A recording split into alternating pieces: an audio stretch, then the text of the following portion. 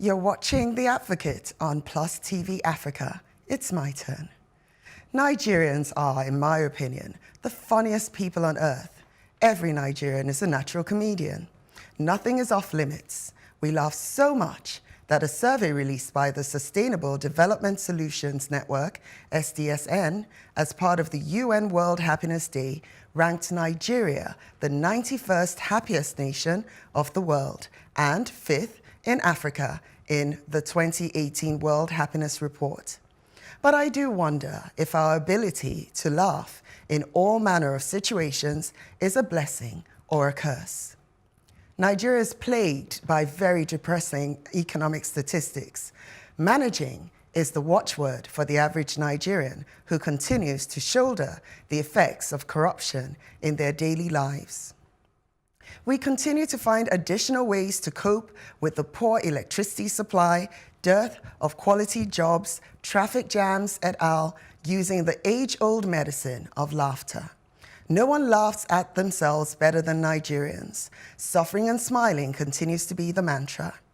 It's this sense of humor and happiness we exude that may have become a hindrance to our growth and development as a nation. The late Fela Anukulakbo Kuti wrote about this in his songs, Suffering and Smiling. I know I'm not saying that right. I think it was Shuffering and Schmiling. And Zombie. Laughter has become our drug that numbs us to the pains we experience every single day. Ask any Nigerian how they are, and even if they run through a list of all their problems, it is well must be tacked at the end, followed by a joke to diffuse the seriousness or desperation of their situation. Are things not yet bad enough to wipe the smiles off our faces? When will we stop self-medicating on laughter and get angry long enough to force some kind of revolution? When will that happen, guys? Never. Never. Yeah, it's funny, actually. I have a family member that lived in South Africa for some time, and she keeps saying, if this thing happened in South Africa, they'll be burning buildings down, they'll be, so she's always so surprised by the way Nigerians just absorb every shock. Even this recent postponement, she said, if this happened in South Africa, they would have been burning all kinds of things. There would be riots. Yeah, because they respond angrily there would be riots. To any kind of... There would be riots. Maybe they'll call you Ushe. I don't know, you might get me angry. You see, that word, it is well, where did it come from? We are a country religious. Of very, very, very religious people, but less godly. And so, you find it has its origin from somewhere. When the, quote unquote, apostles of modern day Christianity came, when they started this pastopreneurial business in Nigeria. Pastopreneurial. They discovered that, because there were lack of, basic amenities, every society would want, these basic things. You want a leader. There was lack of leadership. So what did they do? They, created a leadership position. And in the place of tax, they tell you bring the tithe. And so when you bring these things, every other thing will be provided by God. But don't question him. You see where he's going. It will be at his time. True. Don't question him. It will be at his time.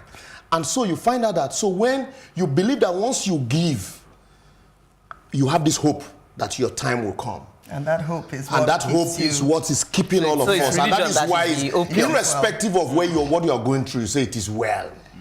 It is well. And so, rather than... And we're quick to experience a civil war.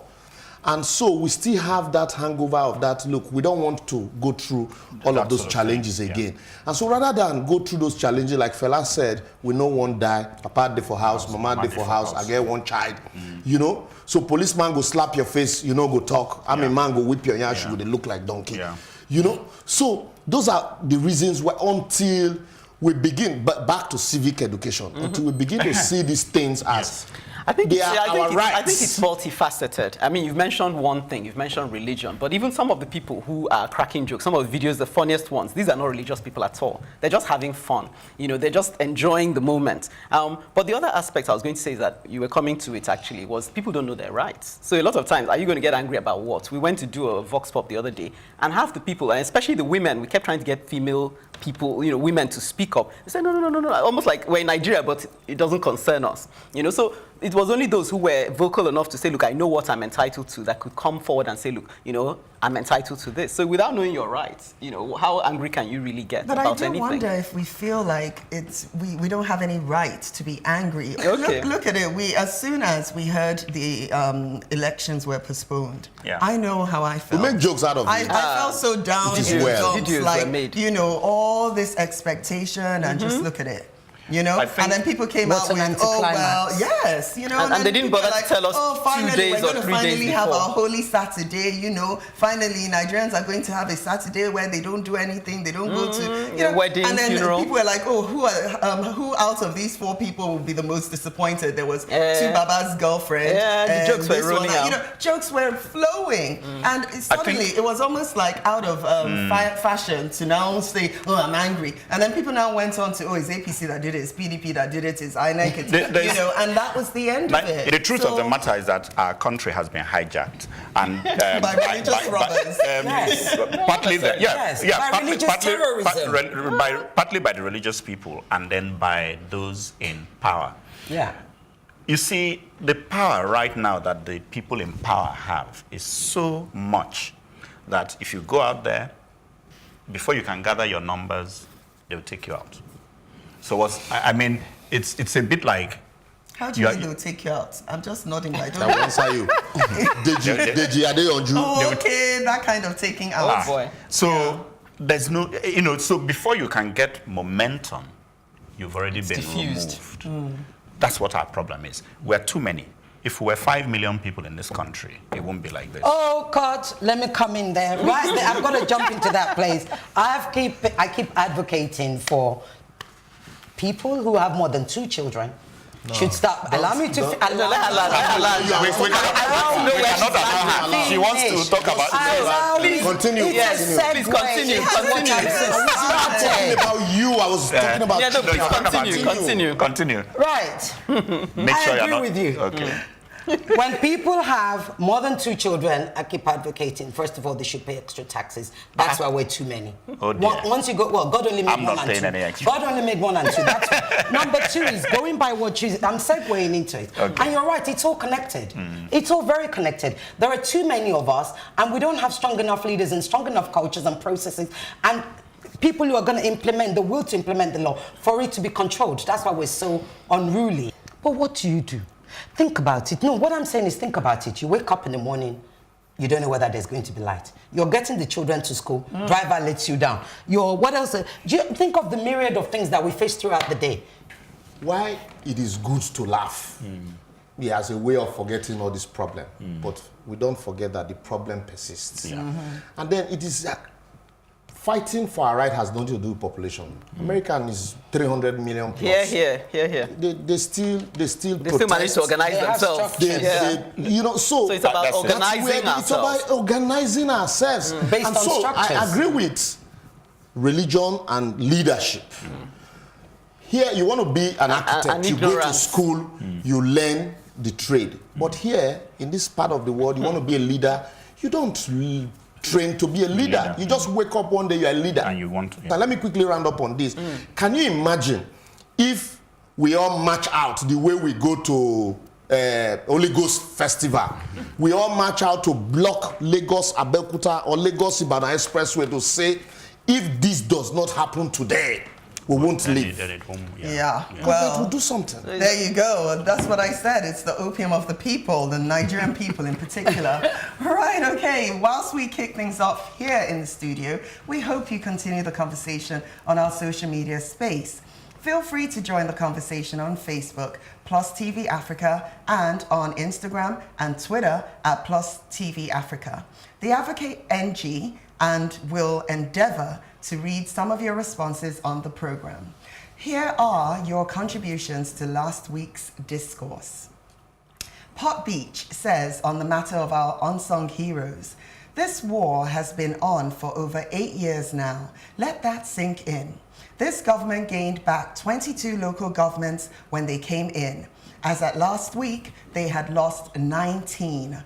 This is a war against Nigerians. I was reading earlier about Asaba massacre and how it has divided that area until present day. I have studied Biafra War since I was a schoolboy, yet I learn something new every time I engage with survivors and their descendants. I'm afraid history will proclaim us guilty of many massacres once again. I'm so sorry for my brothers and sisters up north.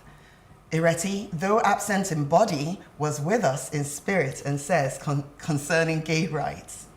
Oh, Chuka, my traditional brother, the world is changing, and whether we like it or not, so is Nigeria. Thus, in spite of its snail-paced approach to inclusivity and equality of all genders, irrespective of orientation or lifestyle, Nigeria, and as you rightly said, the majority of Nigerians will come to terms with this. It's inevitable, is certain.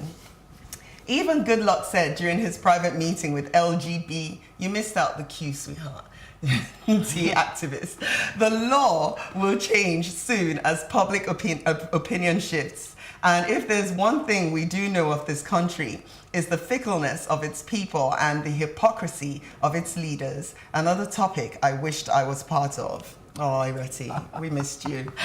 By the way, did you know that Lagos State is the only state where you can be arrested for being gay, thanks to BRF? Oh, you can't? Where you cannot. Oh, sorry, I read that wrong. Okay, where you can't be arrested for being gay, thanks to BRF.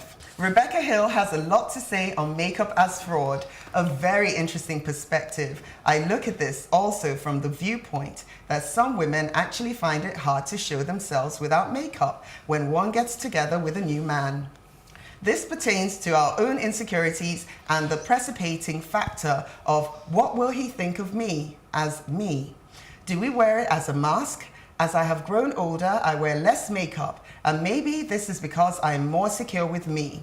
However, I love makeup and the art of it, rather than covering up my inner faults of my own perception.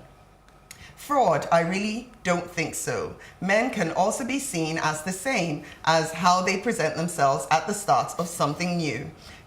They can then turn into, let's say a man thinks it's okay to abuse women. One doesn't see this on the first couple of dates, sometimes months. This example is my experience. I love the subject, my darling. I have so many views on this. However, I shall leave it with this just now. Still on the same topic, Christina Sheiko simply says, it's a yes and a no for me. Well, that's all we can read out for now, but please keep your comments coming. We love hearing from you. Time to go on a brief break. Yes, I needed that. And when we return, architect Chuka will be his authority on a pet subject.